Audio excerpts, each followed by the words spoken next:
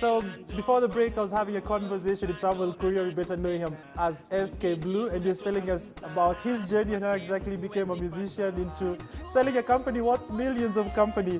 Right now, SK Blue, you're running a conglomerate of companies, Gold Avenue.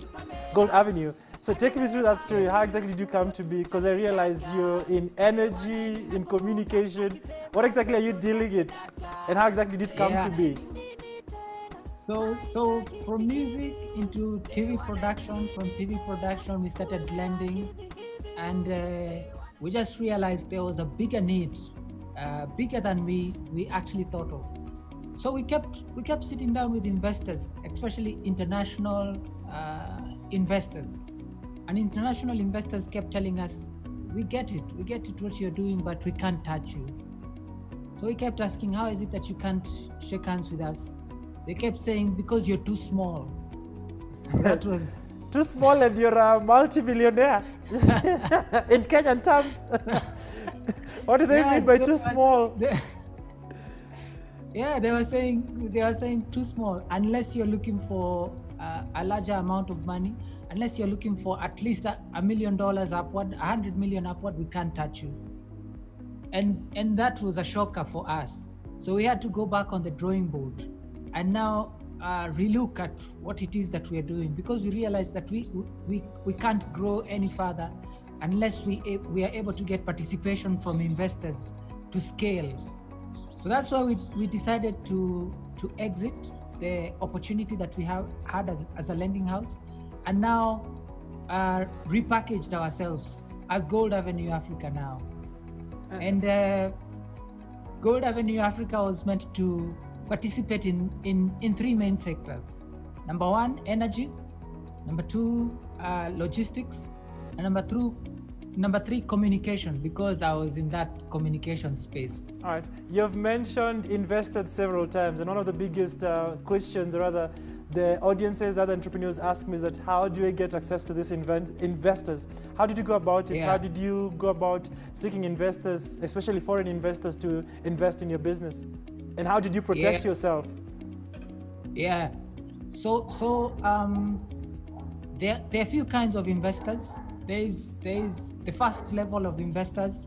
It's called the 3 Fs: family, friends, and there's a third F. The third F is normally called family, friends, and fools. People who just so people who just love you, even if they just don't understand what it is that you're saying. They're just willing to stand by you, and therefore they're not necessarily buying into the opportunity, but they're buying you, the person. Yeah. So the second category is now sophisticated investors. Yeah. Sophisticated investors are now professionals.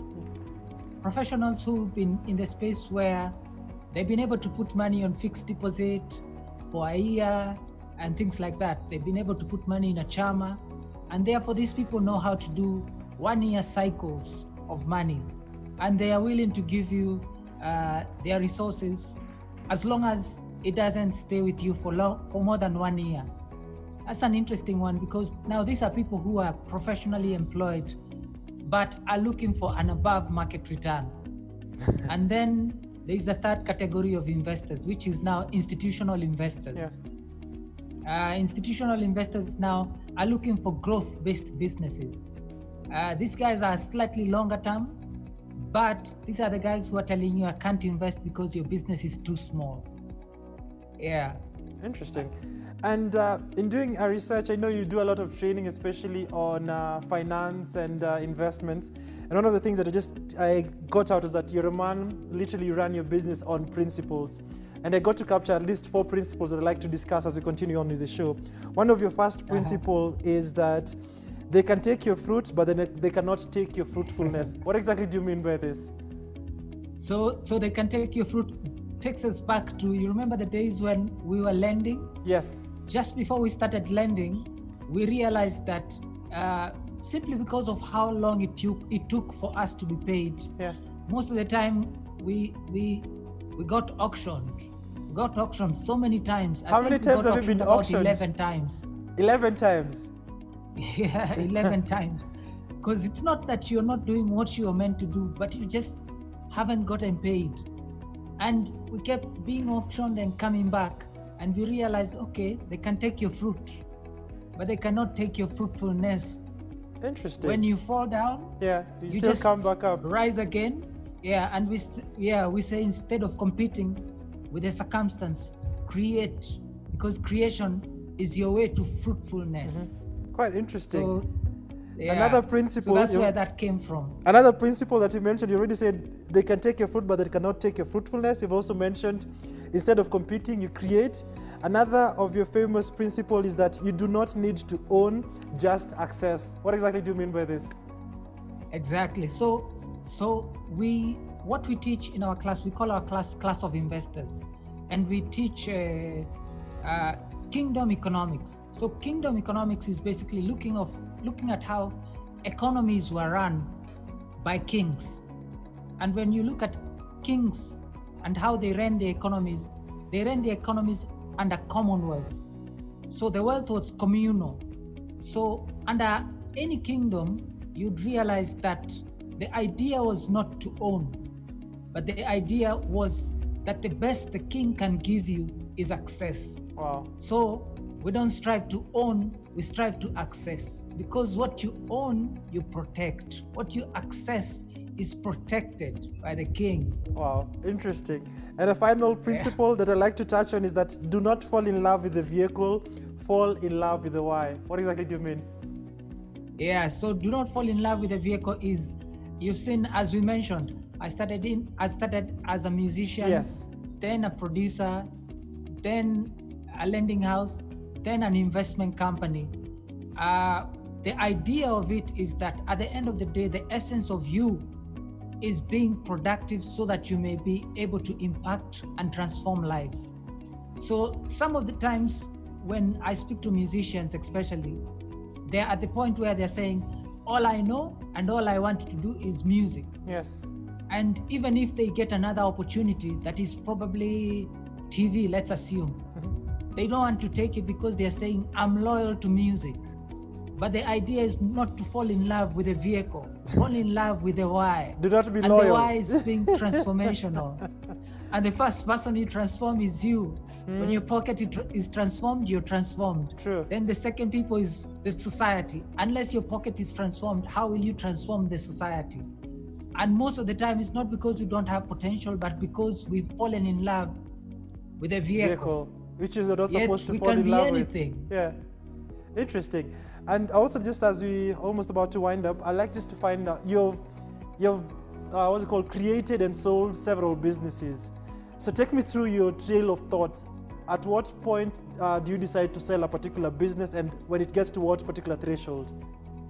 Yeah, so I hope I won't sound so complicated, but this is our process. Number one, when we start a business, with the intention of selling the business. So this is the process that we take. Number one, we call it defending the brand. Defending the brand is basically being able to put together the things that you need. Number one, the hardware, the software, the team, the look and feel of the business, and the philosophy that you will run with, how you serve your clientele. So we call that defending the brand.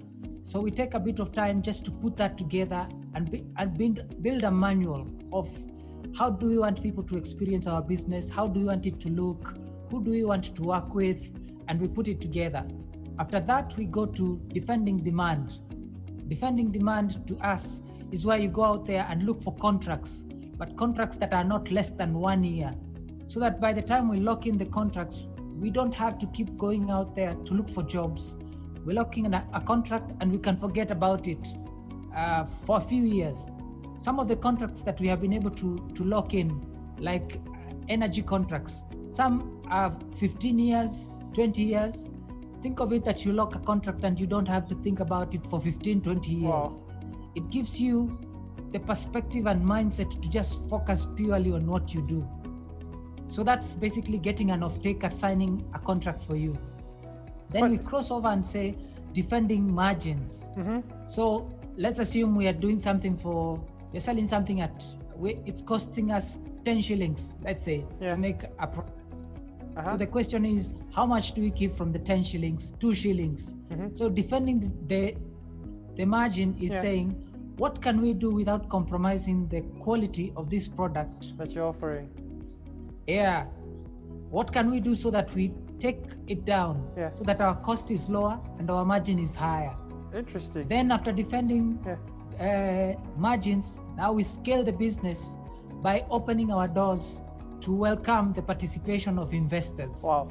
Every time investors come in and see those 3 steps, they're not willing to shake hands with us. Interesting. Wow. I wish I could go on in this conversation, but time is literally up. Quite a good conversation, but I'll have you again on the show. But just a final question that I'm being asked by my director is that, are you going to sing anytime soon? Because you now sound so sophisticated. I hope so, most likely. But I retired. I retired on, You fell out of love with the vehicle. You abandoned the old car. Hopefully one day I'll come back to that vehicle. Yeah. All right. So I highly appreciate SK for having created time with us. I'm going to invite you again on the show on several times. Quite appreciated. All the best at Gold Avenue Africa. SK does a lot of training for investors, so you can feel free to check out their website. That's Gold Avenue Africa. My name is Ian Dennis, and this has been The Business Coach, where we help entrepreneurs better their business. See you same time next week right here on KTN Home.